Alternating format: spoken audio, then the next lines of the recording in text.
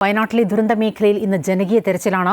ക്യാമ്പിൽ കഴിയുന്നവരും പൊതുജനങ്ങളും ജനപ്രതിനിധികളും ദൗത്യ സംഘത്തിനൊപ്പം ചേർന്ന് വിവിധ സോണുകളിൽ തെരച്ചിൽ നടത്തും.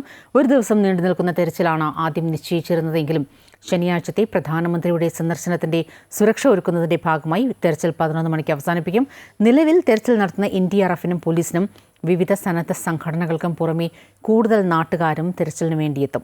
വിവരങ്ങളുമായി മുണ്ടക്കയിൽ നിന്ന് രതീഷ് ചേരുകയാണ്. രതീഷ്, ജനകീയ തെരച്ചിലാണ് ഇന്നിപ്പോൾ 11ാം ദിവസം. അതായത് ഈ ദുരന്തത്തിൽ മരിച്ചവരുടെ ആശ്രിതർ ഉൾപ്പെടെ നടത്തുന്ന ഒരു തെരച്ചിൽ.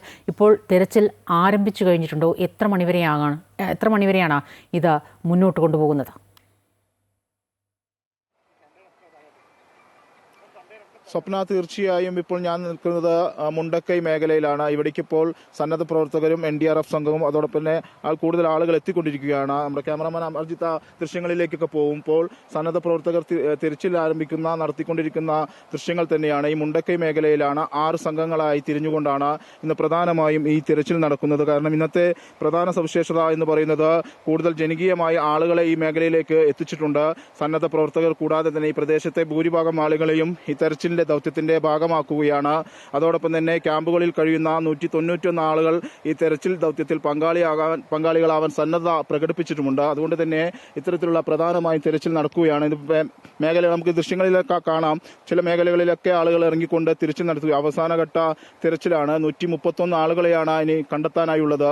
അവരെ കണ്ടെത്തുവാൻ വേണ്ടി തന്നെയാണ് ഇത്തരത്തിലുള്ളൊരു ജനകീയമായ തെരച്ചിൽ നടത്താൻ തീരുമാനിച്ചത്. ഒരു ദിവസം നീണ്ടു നിൽക്കുന്ന തെരച്ചിലായിരുന്നു ആദ്യം തീരുമാനിച്ചിരുന്നതെങ്കിലും പ്രധാനമന്ത്രിയുടെ സന്ദർശനവുമായി ബന്ധപ്പെട്ടുകൊണ്ട് സുരക്ഷ ഒരുക്കുന്നതിന്റെ ഭാഗമായി തന്നെ അത് 3 മണിക്കൂറായി കുറച്ചിരിക്കുകയാണ്. നേരത്തെ 7 മണിയോടുകൂടി തന്നെ തെരച്ചിൽ ആരംഭിക്കുമെന്നാണ് പറഞ്ഞിരുന്നെങ്കിലും ആളുകളൊക്കെ ഇപ്പോൾ എത്തിക്കൊണ്ടിരിക്കുന്നത്. ഫയർഫോഴ്സ് ഉണ്ട്, NDRF ഉണ്ട്, പോലീസുണ്ട്. അതോടൊപ്പം തന്നെ നേരത്തെ തെരച്ചിൽ ദൗത്യങ്ങളുടെ ഭാഗമായിരുന്ന സന്നദ്ധ പ്രവർത്തകരുണ്ട്. അവരെ കൂടാതെയാണ് ഇപ്പോൾ ഈ മേഖലയിലെ കൂടുതൽ ജനങ്ങൾ ഈ തെരച്ചിലിനായി എത്തിക്കൊണ്ടിരിക്കുന്നത്. കാരണം ഇനി ഇതിനുള്ളിൽ ആളുകളുണ്ടെങ്കിൽ, അവരുടെ ശരീരഭാഗങ്ങളുണ്ടെങ്കിൽ അത് കണ്ടെത്തുക എന്നതാണ് ഈ തെരച്ചിലിന്റെ മുന്നോടിയായിട്ടുള്ള ഇത്തരത്തിലുള്ള ഒരു തെരച്ചിൽ നടത്താൻ നിലവിൽ തീരുമാനിച്ചത്. മുണ്ടക്കൈ, ചൂരൽമല, അതോടൊപ്പം തന്നെ പുഞ്ചിരിമട്ടം ഭാഗങ്ങളിലും വില്ലേജ് റോഡ് അടക്കമുള്ള ഭാഗങ്ങളിലുമാണ് പ്രധാനമായും തെരച്ചിൽ നടത്തുന്നത്. അതുകൂടാതെ ഈ സൂചിപ്പാറ മേഖലയിൽ വിദഗ്ധ സംഘത്തിന്റെ തെരച്ചിൽ പ്രവർത്തനമുണ്ട്. കഴിഞ്ഞ ദിവസം വൈകിയാണ് അവരെ തിരികെ കൊണ്ടുവരാൻ സാധിച്ചത്. കാലാവസ്ഥ വളരെ മോശമായ ഒരു അവസ്ഥയിലാണ്. സൂചിപ്പാറ മേഖലയിൽ നിന്നും ഇവിടെ സൺറൈസ് വാലി മേഖലയിൽ നിന്നും ഇത് പ്രത്യേക വിദഗ്ധ സംഘത്തിന്റെ തെരച്ചിൽ ദുഷ്കരമായിരുന്നു. അവിടെ നിന്ന് ഇന്നലെ ഒരു ബോഡി പാർട്ട് ലഭിക്കുകയും ചെയ്തിരുന്നു. കടാവർ ഡോഗ്സുകളുണ്ട് അവിടെ ആ മേഖലയിൽ. അതുകൊണ്ട് തന്നെ ആ മേഖലയിലും തിരച്ചിൽ നടക്കുന്നുണ്ട്. ഏതായാലും സൈന്യം പിന്മാറിയ സ്ഥിതിക്ക് ഇന്ന് കൂടുതൽ രക്ഷാപ്രവർത്തകരും ഇവിടുത്തെ NDRF സംഘങ്ങൾ മാത്രമാണ് ഈ മേഖലയിൽ തിരച്ചിൽ നടത്തിക്കൊണ്ടിരിക്കുന്നത്. സ്വപ്ന.